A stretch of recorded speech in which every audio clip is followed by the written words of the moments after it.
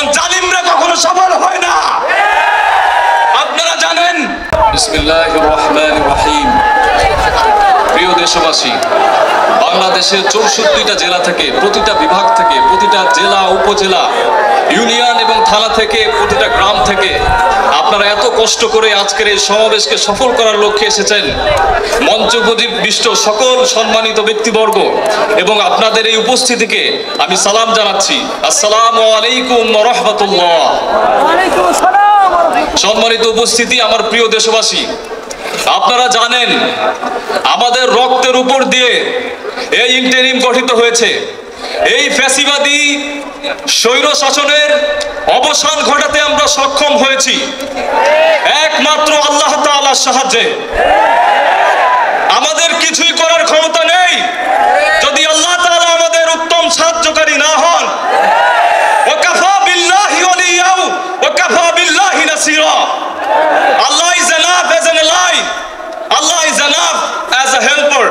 আল্লাহ যথেষ্ট আমাদের জন্য সাহায্যকারী হিসেবে, আল্লাহ যথেষ্ট আমাদের জন্য অভিভাবক হিসেবে। মহান আল্লাহ রাব্বুল ইজ্জত আমাদের সাহায্যকারী হয়েছিলেন, মহান আল্লাহ রাব্বুল ইজ্জত আমাদের অভিভাবক হয়েছিলেন।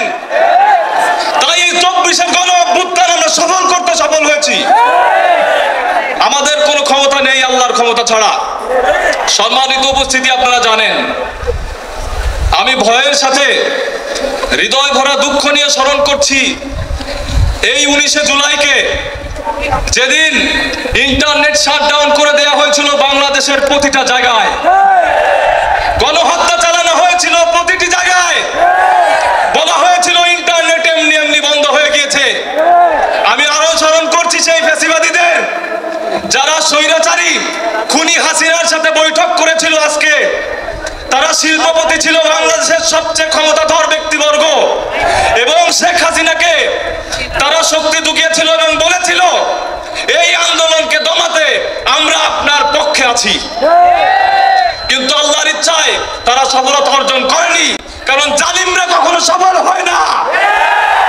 আপনারা জানেন আমার পাবলিক ইউনিভার্সিটির ভাইদের যখন দমন পীড়নের পরে তাদের আওয়াজকে দমিয়ে ফেলা হয়েছিল, এই প্রাইভেটের শিক্ষার্থীরা বুকের তাজা রক্ত দিয়ে এই আন্দোলনকে